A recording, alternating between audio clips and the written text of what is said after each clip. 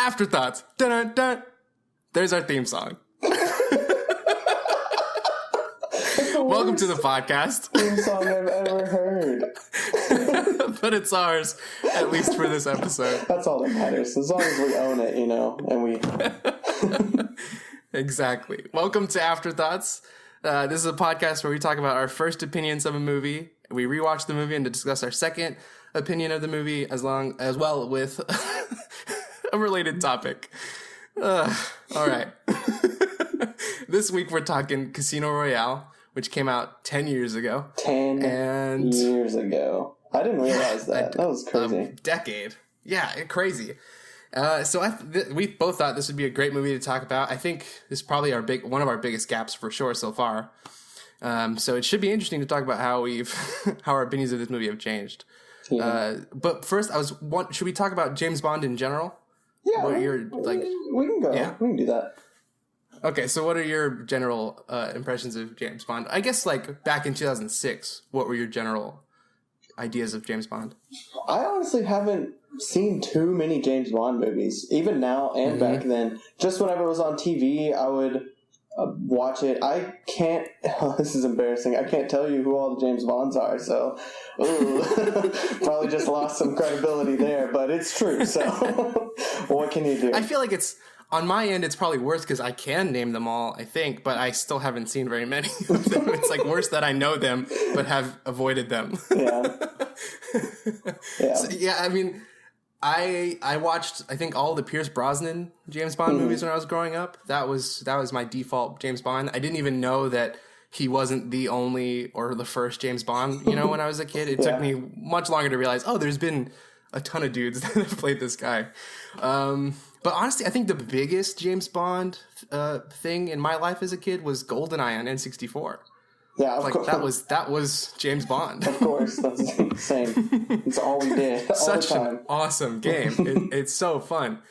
And so that was my idea of James Bond. I had this general idea of the character, like a suave super spy. He's just as smart as he is strong. He's got cool gadgets and he's covert until an inevitable explosion and a shootout. But I can't really specifically pinpoint that to any one movie. It's just the mythos of this character, which is kind of interesting. James Bond is clearly just embedded within popular culture. So if you haven't seen a James Bond movie, you still know who the guy is. It was interesting. Right. There's just so many James Bond movies. You kind of have to know who James Bond is. And kind of like me, I'm pretty much the same exact way. I can't really name too many specific points in movies or things like that, but I'll tell you about James Bond, and just like you said, always explosions, the gadgetry, the corniness, all of that just rolled up into one. It's just one long James Bond movie forever. Wait. The corniness. What?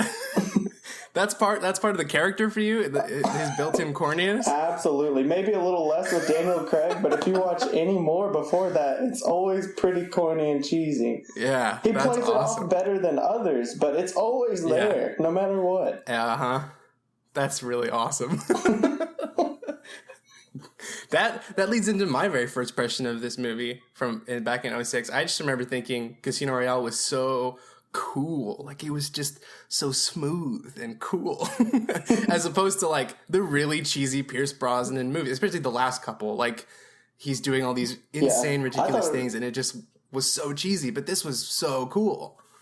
Yeah, I thought this one was... I remember thinking it was just a really cool revamp to the series. Just a new interesting take on the classic Bond feel. Less corny, really cool, like you were saying. And just a new spin. It was kind of during the time of all the realistic, dark, we want to be more real. Uh-huh. And they totally took advantage of that. And I think it paid off, especially back in 2006.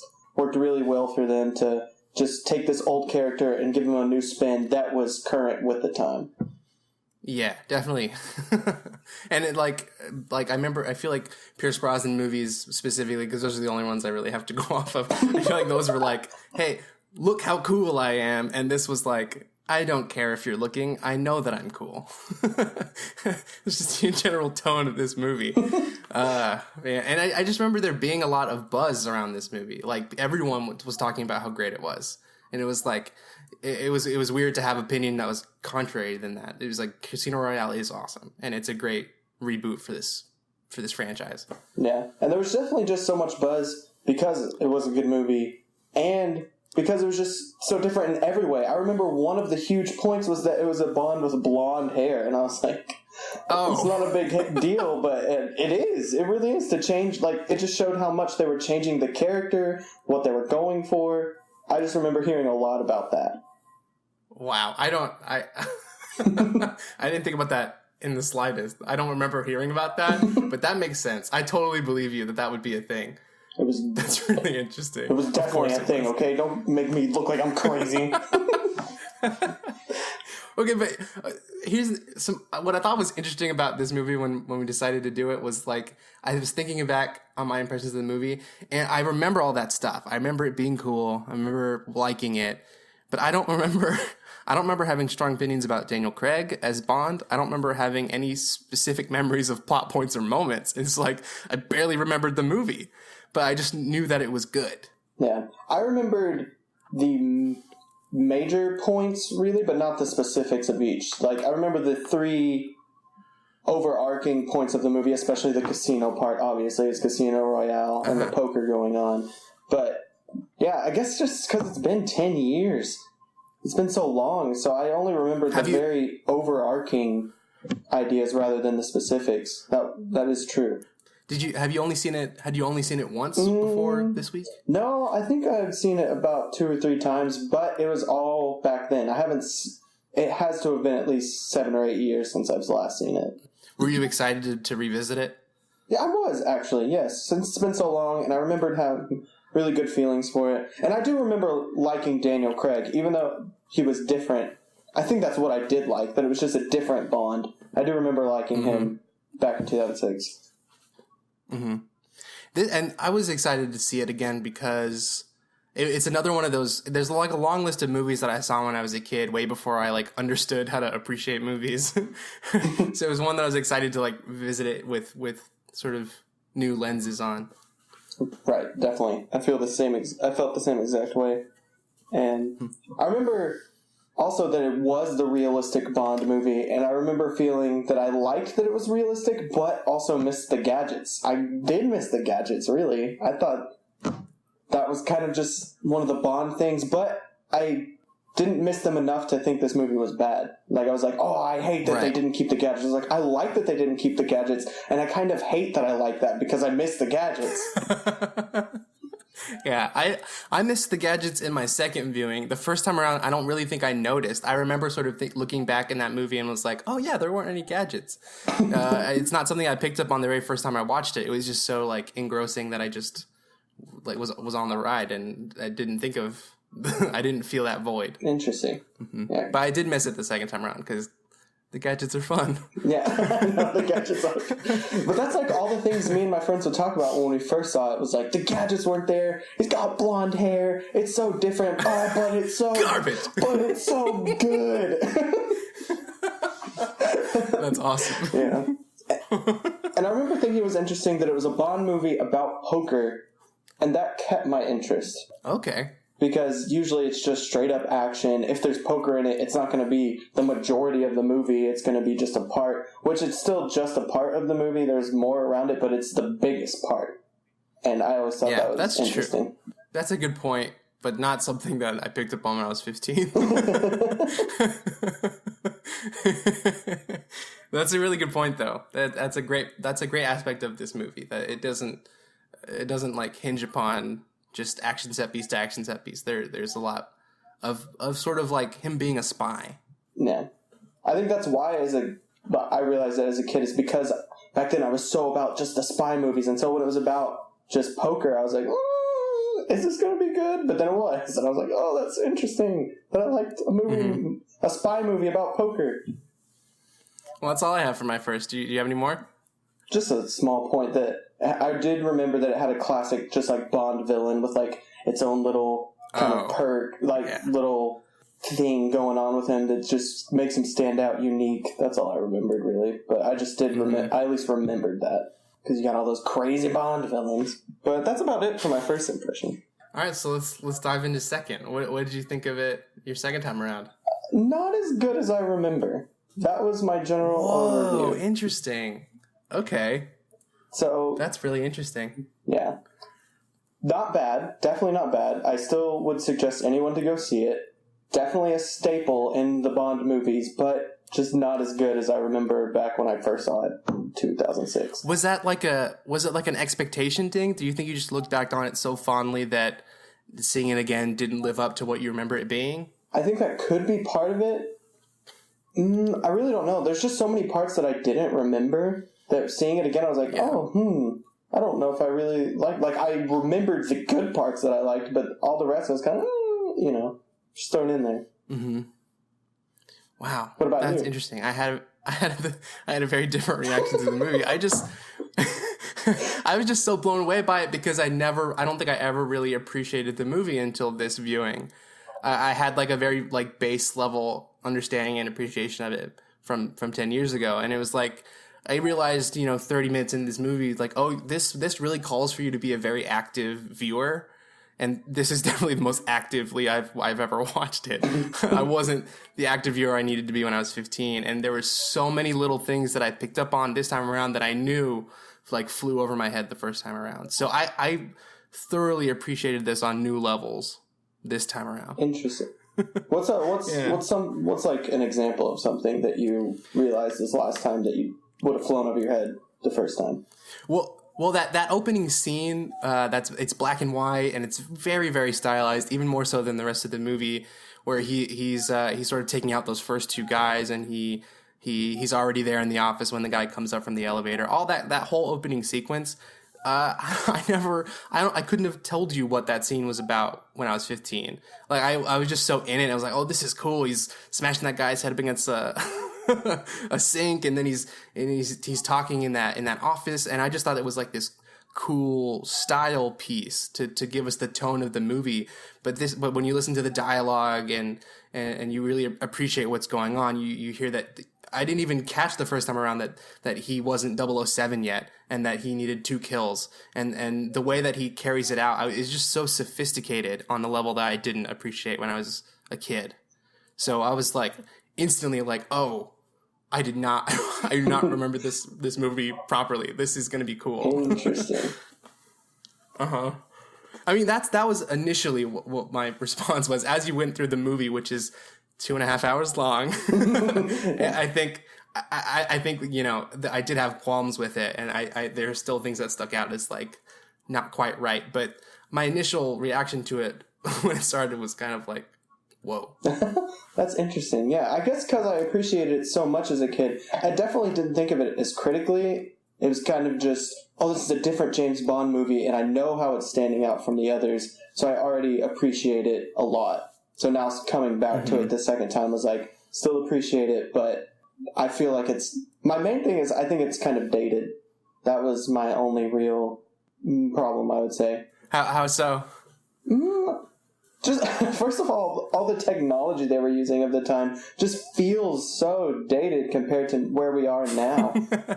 Because it feels like a story that could be set in now, but they're using just such old phones. And I can't really explain just the feel of the movie. It just felt outdated compared to movies that come out today.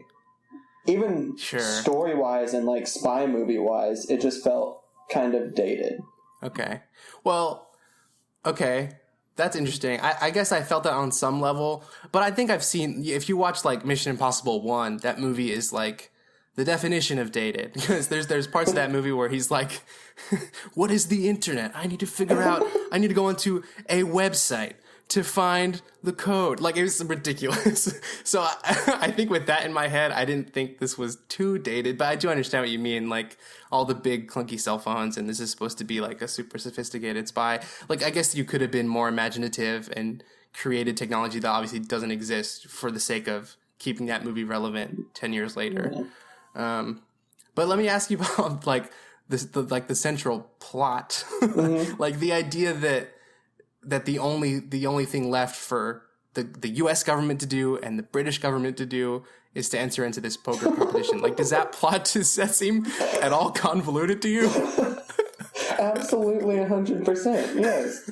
And I never once thought about it until this viewing. Right. I was like, wait a minute. Definitely. And another thing is the fact that Bond is like doing all these awful things, and they're like, oh, Bond, we hate that you're disobeying our rules right now, but you're a great poker player, so we're putting you in. You are it. It's like, really?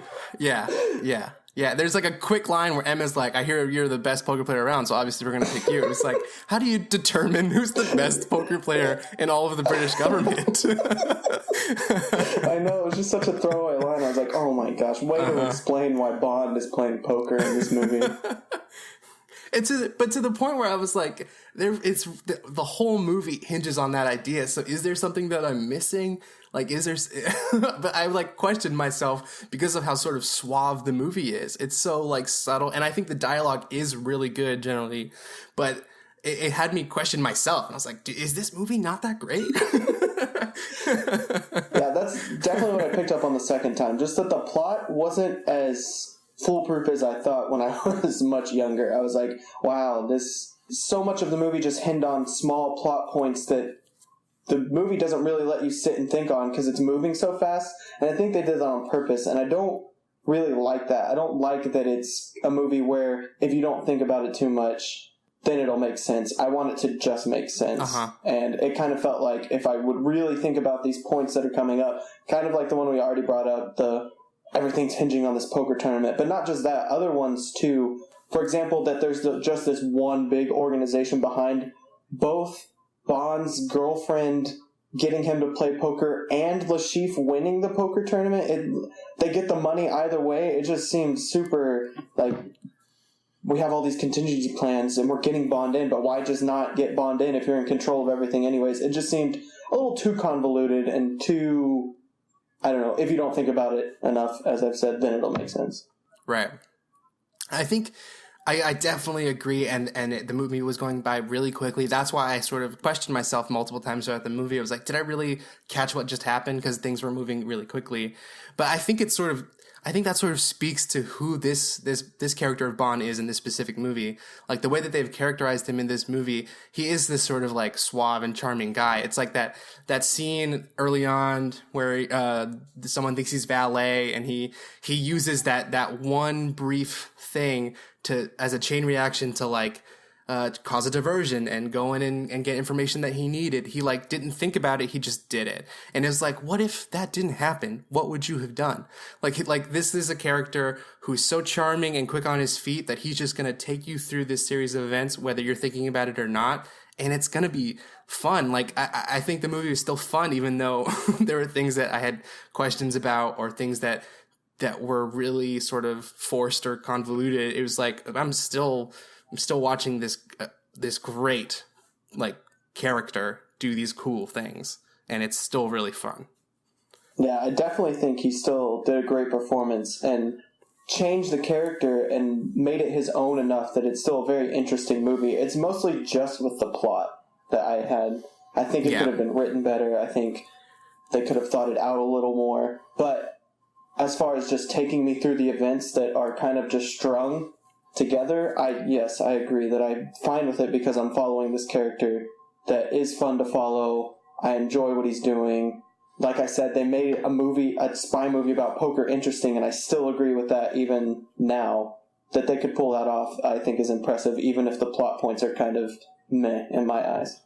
Yeah, it's like a script that is, if you dissect it, it's sort of, I wouldn't say that it falls apart, but I think there are definitely weak points.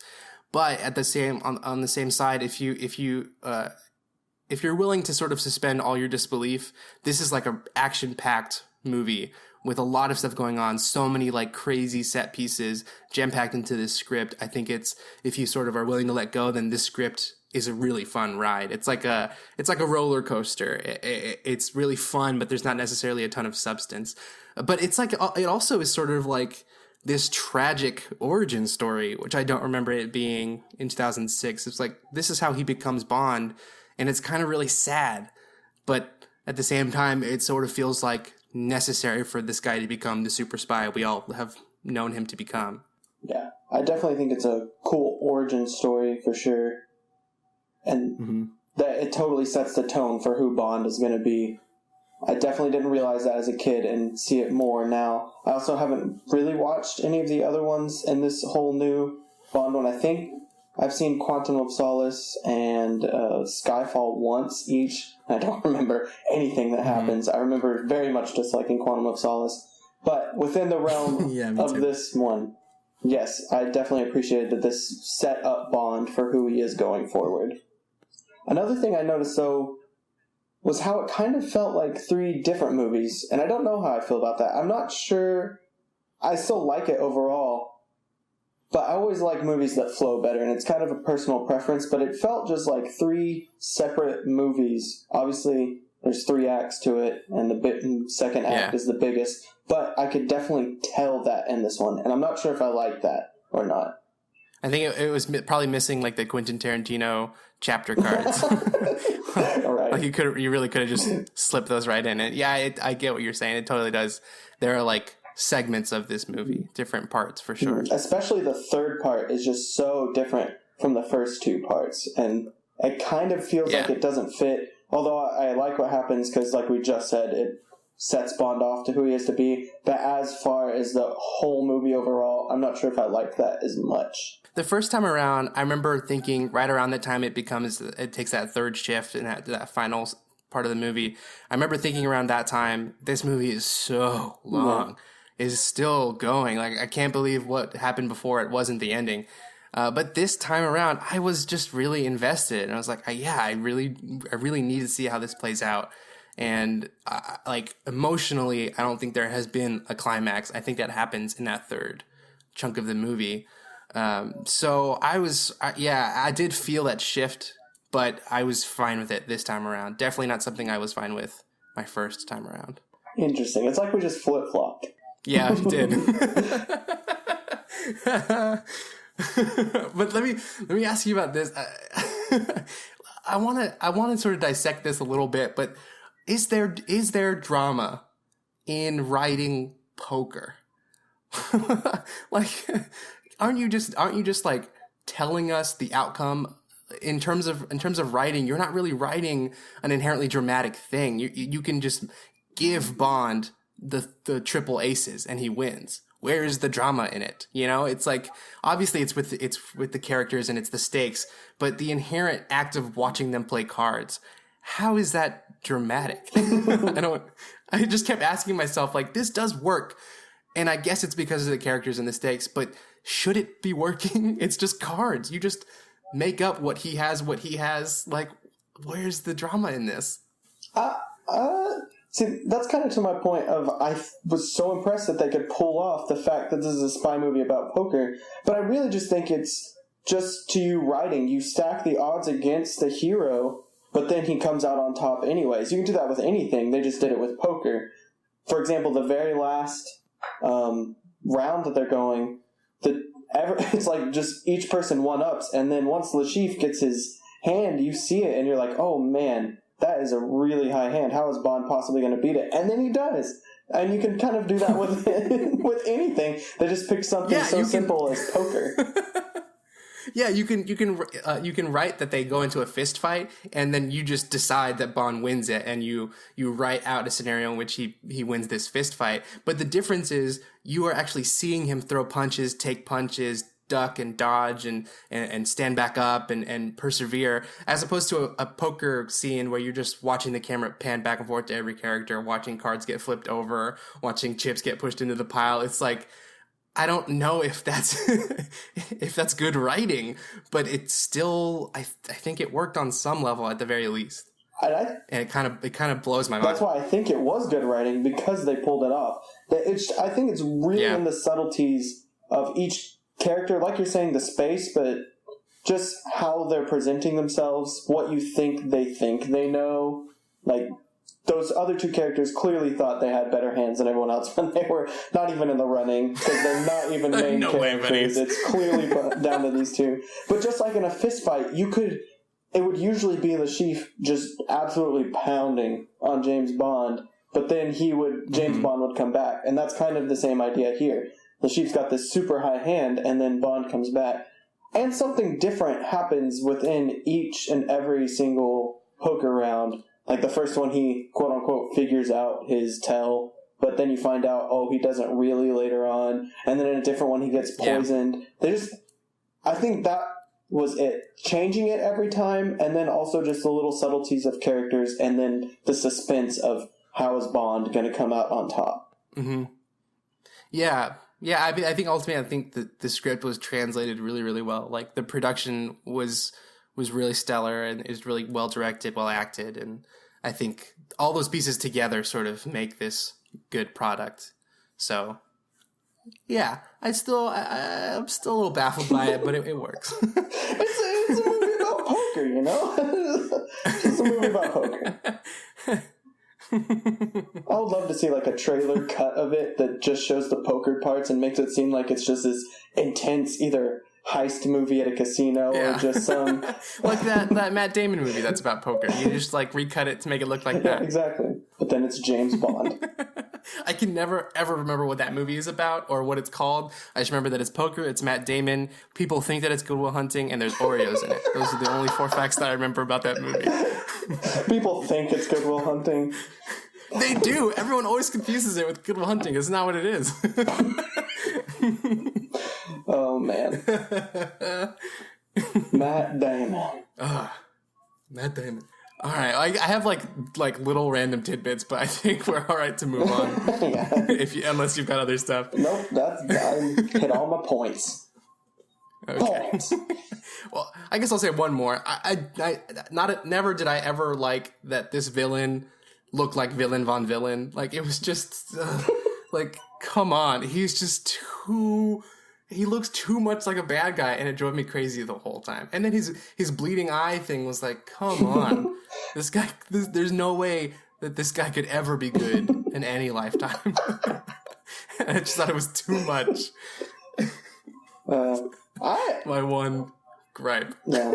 I guess then that goes to one point I didn't mention. I did notice how there was still the subtle Bond corniness in this movie, because the first time around, it was so different from how cheesy and corny the old Bond was that I didn't really notice it. But this time, I could totally notice it with because like I mentioned, when I was younger, I loved that it was this Bond villain, and it's got the classic just Bond feel to it. All the villains have their weird quirk, but now it's like, oh, that is really cheesy, and just all those kind of things stuck out. And Bond still says some really cheesy things and has corny lines. And the scene where he's like talking about how he can read people, I was like, that's kind of corny, but...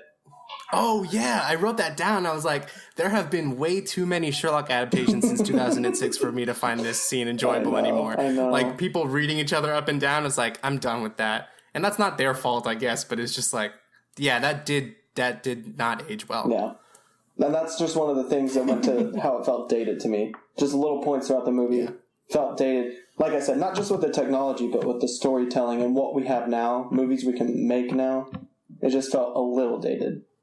So should we sum it up? What do you think of this movie after seeing it twice? I still love it. It's a classic Bond movie. I haven't seen Spectre yet, but I definitely know that I think it's better than all the other recent ones that have come out. And I still think it's just one of the great Bond films overall. I think Daniel Craig pulled it off. Yeah. Despite all these qualms I have with it, I still think it's a really good movie. Yeah, I agree. It's definitely one of my favorite Bond movies. Again, I've also only seen like a handful of them, but it's one that I always go back to as being like in my mind like a really good one and like a really fun reboot. I think it's a really great example of how to reboot something, how to start something over and breathe into it, like simultaneously breathing in new life to it, but also staying true to what people like about that character and that world. So yeah, I think it's a great one, and I would always recommend it. Bam! James Bond, done. All right, so we're done talking about our first impression, second impression of Casino Royale. So now we're going to move on to our topic, which is just kind of about franchises in general and what we think about them, whether we think they're better or worse than maybe just a singular movie. So what do you think about just franchises in general, I guess? I love them in general because I love television. I love television more than film. I'm just a TV guy, and it's inherently just because you get to spend so much more time with characters, and you get to see them sort of develop and change over years. So that just is like so much more interesting to me than a series of different films and movies. So I really like when a franchise can be done well. And like, the Marvel Cinematic Universe is, I think, a really great example of that in our current day and age. Just like a really great example of like 13 or so movies that build upon each other in a really good way. And it's not flawless, but that's a franchise I think that finds a good balance. Yeah, I definitely agree that when you can pull a franchise off, I think I like it a lot better. Just because you get much more time with the characters, you get to flesh them out more, get to learn more about them, take them on different adventures, see them in a different light that you probably didn't see in different movies as they grow and mature. So if you can pull a franchise off, I definitely agree. I would prefer that more. For example, Scott Pilgrim, one of my favorite movies ever, but if that could somehow become a franchise, that would be amazing. But should you always make it a franchise? I don't know. I think some movies are better just left alone. But general rule of thumb, if you can make it a franchise, do it. It's like, it's fun because it's not necessarily an easy thing to do. Like, I think writing a franchise can be sort of a slippery slope because in some ways it's kind of lazy. Like, before you ever write page 1 of your new script, you can just sort of rest and rest on the idea that everybody already knows these characters. So you can sort of start on page 15 of your script in a way because people already have these characters introduced and the world's already been built. So if you go in it with that in your mind, you could actually be a little lazier and then the movie doesn't make sense on its own. And I think that's the bad area of franchise, when you can pick one out and it doesn't make sense without the others. I think the films still need to be these standalone movies that have their own clear beginning, middle, and end. The best ones build off of what came before, and the worst ones hinge and use the others as a crutch to hold itself up. It's not good. Yeah, but on the opposite side of that, I also think it makes it easier if you already have these characters set up. You don't have to spend as much time developing them, or the world. You can just go straight into this part of their story. Obviously, I agree that you do need to use the other movies that came before and that you're planning to use after, but it also does make it a little easier to just use what has already happened in the past. Definitely. And to take it back to Bond, it's like that franchise is so long. There's like 24, 26 movies. But I think what's interesting about those, I think they've had their highs and lows, but what's cool about it is that a franchise like that that's so long has these cool eras of it, like there's, like the Pierce Brosnan ones were really cheesy. We remember Bond being this cheesy, corny character, and I don't hate that those exist. I kind of like that they're there, and I wouldn't wish them to never have happened, because it's fun to like go, okay, that's when he was kind of corny and cheesy, and now he's kind of suave and cool. And it's like this kind of thing that's unique to long-running franchises. Yeah, that's definitely true. One thing I was curious, though, about what you think, comparing kind of, I guess you would say, procedural versus serial franchises. So, for example, James Bond is this long, ongoing one, but it's not necessarily serial. They're kind of all over the place. Mm-hmm. Like we were mentioning in the beginning, we can't really say a lot of specifics or tell his whole story. We can just tell you about the character versus, like, Harry Potter, that has just 7 movies straight through with one story, and you can tell that story from beginning to end. I think with a story like Harry Potter, something that's very serial, you're so invested in not only the characters but the plot. Whereas like a procedural like James Bond, you're more invested in the character. So you just want to see him go do like really fun adventures, and you're more willing to let his adventures be sort of episodic. Whereas Harry Potter is like a very serial thing by nature, because they're sort of the character and the plot are so interwoven. You really want to know what's going to happen to this character and how he's going to change based on what happens. So there's a fun thing about franchises. I think at the end of a movie, and there's going to be another one, it's like, okay, now we get to try to recapture that magic. Whereas a Harry Potter one is like, when it's over, it's like, okay, it's over. Plot is done. Please don't try to recapture the magic because I don't think you're going to be able to do it. So the thing about serial stuff is like, it needs to end or it's just going to devolve into something that no one's interested in anymore. But with a procedural is cool because you can kind of keep it going for however long you want to keep it going. That's definitely true. But at the same time, I'd have to think more on this, but I think usually the serial ones are just like usually the greats are usually serial, while procedural are usually you have more chance of being right in the middle. You have more chance of not being bad because you can really mess up a serial and it go way down because it hinges all on your story. Or procedural, you just can kind of use this character, and as long as he's doing cool things, you'll go with it. But that'll never launch you into greatness, I don't think. While serial, you have a much higher chance of being the best of the best. What do you think? Well, I guess that's interesting. I mean, I don't know. I would consider the James Bond franchise one of the greats. But I guess you would sort of consider it one of the greats with an asterisk. Because it's like, there's 30 of these movies. So it's one of the great franchises, but not all 30 are really great. You know what I mean? Like, it comes with like a built-in apology. That's a really interesting point. Oh, man. But it's like, yeah, I don't know. Because that's what I'm saying. Like, everyone knows James Bond, but I would never say James Bond movies are the greatest. Yeah. Like, I'll always be down to watch a James Bond movie, but I don't think a James Bond movie will ever be my number one top favorite ever.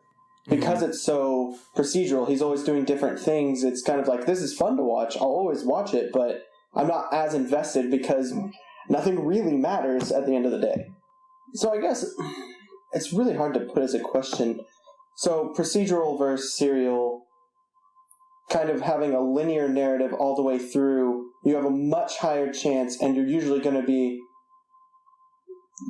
a great movie, while procedural, I would say, are typically never considered like great franchises, like not the best franchises. I always think they have a better chance of being right in the middle, being good, while serial has a much better chance of either being really good or really bad, because everything hinges on you continuously using that story, while procedural, you don't have to really hinge on your story continuously flowing as much. It can just be the character, kind of like in this movie. It didn't flow that well, but I was fine with it because it's James Bond and he's doing cool stuff. But that doesn't instantly make it one of the greatest movies of all time. Sure. Yeah, I guess I would say that like serial franchises are better because I think all of that speaks to the idea that like, if you take a chunk of movies as an overarching story, it speaks to how important like the 3-act structure is, like basic story structure is. You sort of need something to take you from point A to point B to point C to keep you invested and to tell a good story. So if you're looking at a string of episodic movies, there's no through line that's keeping you connected except for characters that may or may not be developing like they should be. Whereas if you take a serial story, the characters, in the great ones, the characters do change where they're supposed to, and there are cinematic beats where they're supposed to happen. Each individual story follows a 3-act plot, and the whole thing as a whole follows that structure. So I think it speaks to how powerful plot structure is, and that's why serial franchises are always going to be or are generally going to have the potential to be superior. And I would agree. All right, so do you have anything else to add about franchises? No, that wasn't really my main thought on it. Because I mainly thought of that because of the Bond series. And other ones like it, like Godzilla, and other ones that just have long-running, just tons of movies, and they keep coming out, but they're not necessarily connected to one another. They're just there. And it's tough. They don't really stand a chance. Yeah, and it just made me compare it to other ones like Lord of the Rings and other serial narratives that just kind of are more powerful because of that aspect of it, that you follow the characters and grow with them on this story that they're going on. And it has more at stake, I guess, because like I mentioned in the procedural one, it can always just restart because it doesn't necessarily have to follow what happened on the last one. Yeah. And that was it. That was really my main points. I just thought of that because of James Bond. So let's end with this. What's your favorite film franchise? Oh, man. That's a really good question. I really think, honestly, Lord of the Rings is up there. Okay. But I know I could probably just think, and there might be more. What's yours? Do you have one, like, right off the cusp? Well, Toy Story is the answer. I should have known. It's definitive. Toy Story is fantastic. Those 3 movies are incredible. We'll see what happens when the 4th one comes out, but right now we live in that sweet spot where there's only 3 and they're phenomenal. But if we take that off the table so that I can actually try to think of an answer, I would say, aside from Toy Story, is probably the Marvel Cinematic Universe. I love those movies a lot, and I think they do a really good job of making really fun standalone movies that build upon each other. Yeah, definitely. I definitely agree that the Marvel Cinematic Universe is great. Obviously, Toy Story is great. I think I'm going to stick with Lord of the Rings, though. I honestly, I'm sitting here thinking about it, and the fact that I can't think of others, I think that is going to take the cake for now. It's a solid one. Yeah, it is. All right, is that all we got for this week? I think so. That's it. That is it. All right. So, listeners, first of all, thanks for listening. Second of all, tweet at us your favorite Bond movie. I want to know what other people like in this grand history of James Bond. What's your very favorite James Bond movie? You can tweet at me at Joshua Kazemi, or you can tweet at Coleman at Cole Tailored. Yep. Also, and if you liked, well, go for it. What? Also, I'm interested in what you think on franchises. Do you think we're right in saying that one's with a linear story or not? Are you like, oh, James Bond's the best, and you guys are idiots? I'm curious. I want to know. Yeah, let us know. Feel free to tweet us mean things along with your opinions. That's fine. It's a very opinionated show, so whatever you want to do. If we're hated, I want to know. And if you like the podcast, if you want to support the podcast, please subscribe and leave us a review, a ratings, whatever you want to do. That will really help us out, and we would really appreciate it even more than we appreciate you right now. Thanks for listening. This is really fun.